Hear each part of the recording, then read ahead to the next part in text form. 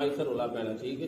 ਤੇਰੀ ਵਜ੍ਹਾ ਤੋਂ ਸਾਡੀ ਮਸਜਿਦ ਦੇ ਨਮਾਜ਼ੀ ਖਰਾਬ ਹੁੰਦੇ ਆ, ਕਿਤਨਾ ਫੈਲਦਾ ਹੈ। ਸਾਡੇ ਪਿੱਛੇ ਨਮਾਜ਼ਾਂ ਪੜ੍ਹੀ ਜਾਂਦੇ ਆ, ਨਾਲੇ ਤੁਸੀਂ ਮੁਸਲਮਾਨ ਹੋ, ਤੁਹਾਡੇ ਪਿੱਛੇ ਤਾਂ ਪੜ੍ਹਨੀ ਨਮਾਜ਼।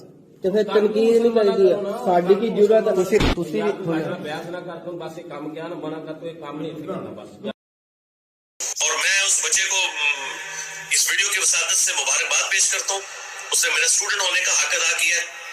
अब भी वो डटा रहे और अगर कोई ज्यादा मसला हो हमें बताएं। पाकिस्तान में एटलीस्ट किसी को इंशाअल्लाह ताला दूसरी दफा जरूरत नहीं होगी। आप सिर्फ अकेडमी में राब्ता करके उस मस्जिद का नाम बताएं। इंशाअल्लाह ताला जिस रियासती इदारे से कहेंगे ना उनका हेड वहां पे फोन करेगा। एक दिन में इनकी पेशी करवाएंगे इन इमाम मस्जिदों की जो लोगों को मस्जिदों में नमाज पढ़ने से रोक रहे हैं। इनकी जरूरत है, नमाज पढ़ने से नहीं रोक सकते। एक छोटा सा क्लिप आजकल सोशल मीडिया पे मिर्ज़ा जेलमी के फॉलोअर्स की तरफ से वायरल किया जा रहा है। वो इस तरह के एक नौजवान किसी अहले सुन्नत की मस्जिद में नमाज़ पढ़ने के लिए गया, तो नमाज के दौरान उसने ऊंची आवाज़ में आमीन कहा। तो मस्जिद के इमाम साहब ने उसको समझाने की कोशिश की, तो उस लड़के ने मोबाइल के साथ एक क्लिप बना लिया और फिर क्लिप बना के उसके साथ मौलाना साहब के साथ बहस मुबासा किया। मौलाना साहब ने भी उसको कुछ जो बातें की। तो अब इस इकदाम पर और इस कार्रवाई पर मिर्ज़ा जेलमी ने अपने उस फॉलोअर्स को बड़ा अप्रिशिएट किया और बाकी अपने फॉलोअर्स को उकसाया और उबारा कि आप इस तरीके से करें, यानी ये जो अंदाज़ है फ़िरका वारियत का, ये आप मसाजिद में जाके पैदा करें।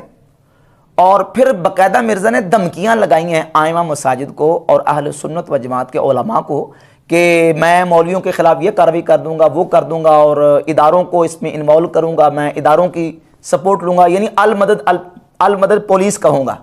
पुलिस से फिर मैं जो ना वो बाकायदा मदद लूँगा और इदारों से मैं मदद लूँगा। तो इस हवाले से चंद गुजारिशात मैंने पेश करनी है। एक तो बात यह है कि वो कहते हैं जी कि देखिए उसने सुन्नत पे अमल किया है, चीख के पुकार के आवाज़ के साथ मस्जिद में बुलंद आवाज़ से आमीन कहा, तो ये तो सुन्नत पर अमल किया है। तो ये मौलवी सुन्नत पर अमल नहीं करने देते और मस्जिद में नमाज़ पढ़ने से रोका है। हालांकि कोई भी सही तरीके से आकर नमाज मस्जिद में पढ़ता है, तो कोई मस्जिद भी ऐसी नहीं है और ना कोई हमारा आलिम दीन ऐसा है, इमाम ऐसा है कि किसी को मस्जिद में नमाज़ पढ़ने से रोके। लेकिन अगर कोई बंदा आके मस्जिद के माहौल को ख़राब करता है और मस्जिद के नमाजियों के अंदर अफरा तफरी पैदा करता है, तो यकीनन उसको किसी तरीके से समझाया जाएगा कि आपका ये इक़दाम और आपका ये रवैया दुरुस्त नहीं है। तो वो इमाम साहब ने समझाने की कोशिश की, लेकिन अब ये देख लें कि किस अंदाज से कार्रवाई की गई कि बाकायदा मोबाइल के साथ उसका क्लिप बनाया गया और फिर उस क्लिप को बाकायदा वायरल किया गया और फिर मिर्ज़ा जेलमी ने उस क्लिप के ऊपर पूरा उस लड़के को अप्रिशिएट किया है और दीगर अपने फॉलोअर्स को उकसाया है, उबारा है कि आप इस तरीके से कार्रवाई करें जाके, यानी इस तरीके से आप मस्जिदों का माहौल ख़राब करें और मस्जिदों के अमन को जो ना वो तहोबाला करें और फ़िरका वारियत इस अंदाज से आप जाके मस्जिदों में फैलाएं। और फिर आइमा मसाजिद को धमकियाँ लगाई हैं, भाई इस तरीके से अगर आप ये कहते हैं कि सुन्नत पे अमल किया है, तो कल कोई और बंदा उठेगा और उन मस्जिदों में जहां नमाज के बाद बुलंद आवाज़ से जिक्र नहीं होता, 200-300 बंदा नमाज पढ़ रहा है, नमाज पढ़ के फारिग हुआ और अकेला बंदा खड़ा होके सही बुखारी की 841 नंबर हदीस के मुताबिक वो पुकार के चीख के बुलंद आवाज़ से जिक्र करना शुरू कर देता है और वो ये कहे कि मैं तो सुन्नत पे अमल कर रहा हूं, तो बताएं उसको रोकने का क्या तरीका होगा? वो कहेगा बुखारी की हदीस है, सही बुखारी में 841 नंबर हदीस है कि नबी पाक अलैहिस्सलाम के मुबारक ज़माने में नमाज फ़र्ज़ के बाद बुलंद आवाज़ से जिक्र होता था कि नबी पाक सल्लल्लाहु अलैहि वसल्लम के अहद मुबारक में फ़र्ज़ नमाज के बाद बुलंद आवाज़ से जिक्र राय था। तो वो कहेगा कि ठीक है, बुलंद आवाज़ से जिक्र हुजूर के ज़माने में राय था और ये 200 बंदा 300 बंदा नमाज पढ़ रहा है, ये नहीं जिक्र करता तो ना करे, मैं तो सुन्नत पे अमल कर रहा हूँ। तो क्या कोई इसकी इजाज़त देगा? क्या किसी मस्जिद में इसकी इजाज़त दी जाएगी?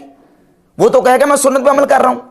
तो इसी तरीके से बुलंद आवाज़ से जो आमीन कहने की रिवायात हैं, इन रिवायात के ऊपर शुरू से आइमा मुहद्दिसीन और मुज्तहिदीन का इख्तिलाफ चला रहा है। किसी ने राजे करार दिया, किसी ने मरजू करार दिया।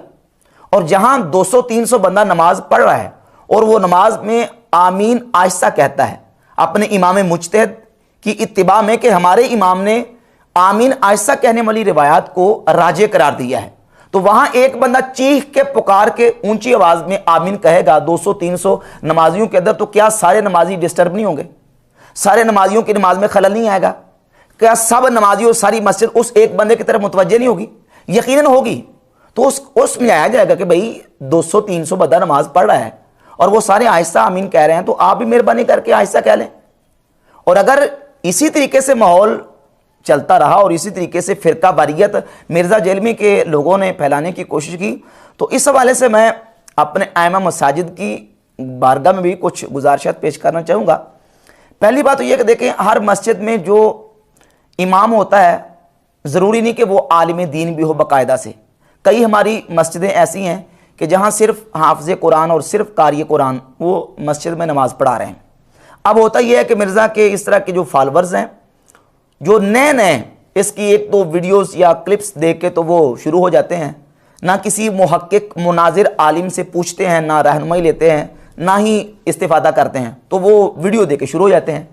तो ऐसे लोगों को पहले मोहब्बत प्यार से समझाया जाए और कोशिश की जाए कि उसको उस लेवल के आलिम से मिलाया जाए, किसी मुहक्किक किसी मुनाजिर आलिम के पास ले जाया जाए। अगर खुद बंदा उसको गाइड करने की सलाहियत नहीं रखता तो उसको मुहक्किक आलिम से मिलाया जाए, या ऐसी वीडियोस बयानात दिखाए जाए, उसको समझाया जाए कि भाई बेटा बात ये है कि ये जो रिवायात और अहादीस हैं इनका हमारे उलमा ये जवाब देते हैं और हमारे यहाँ ये अहादीस राजे हैं, क्योंकि एक मसले पर कई अहादीस और रिवायात आती हैं। इसी तरह जो आमीन बिल जहर का या आमीन बिल इख्फा का मसला है, इस पर भी कई रिवायात हैं। और हमारे उलमा ने बिलखुसूस आइमा अहनाफ ने इमाम आज़म अबू हनीफा रहमतुल्लाह ताला अलैह ने सिर्री आमीन यानी आहिस्ता आमीन कहने वाली रिवायात को तरजीह दी है, और जो रिवायात आमीन बिल जहर की हैं उनको मरजू करार दिया है, या यह है कि उनको मामूल किया है कि वो तालीम उम्मत के लिए सिर्फ ये बताने के लिए कि जो है वो मतलब दालीन के बाद आमीन कहना है, वो तालीम उम्मत के लिए था। तो उनका को इस तरीके से उसको जस्टिफाई किया है। तो उनको समझाया जाए, जो तो समझने के काबिल हैं उनको समझाया जाए, और हद दर्जा कोशिश की जाए कि उनको गाइड किया जाए, समझाया जाए, किसी मुहक्किक आलिम से मिलाया जाए। और वो जो फितना फैलाने की कोशिश कर रहे हैं या कोई इस तरह का जो हट दर्मी पे उतर आता है और वो बजिद और मुसेरा कि मैंने मस्जिद का माहौल ख़राब करना है और मैंने वो अपनी फ़िरका वारियत फैलानी है, तो फिर मस्जिद की इंतज़ामिया, मस्जिद की कमेटी कानूनी चाराजोई करें और कानून का सहारा लें, बजाय इसके कोई मस्जिद में कोई अफरा तफरी फैले, कानूनी सहारा लें और बाकायदा जो हुकूमती इदारे हैं उनकी सपोर्ट ले के देखें जी ये बंदा मस्जिद में माहौल ख़राब कर रहा है। हम फितना फसाद के कायल नहीं हैं, ना ही हम इस तरीके से मस्जिदों के माहौल को जो ना वो ख़राब होने का कहते हैं और ना ही इसके हक़ में हैं। लेकिन मिर्ज़ा ने बाकायदा इसको अप्रीशिएट करके ये दावत दी है कि आप इस तरह मस्जिदों के जाके माहौल ख़राब करें। और फिर आइमा मसाजिद से भी ये रिक्वेस्ट और गुजारिश है कि वो जो उलमा हैं उनको चाहिए कि वो अपनी ज़िम्मेदारी पूरी करें।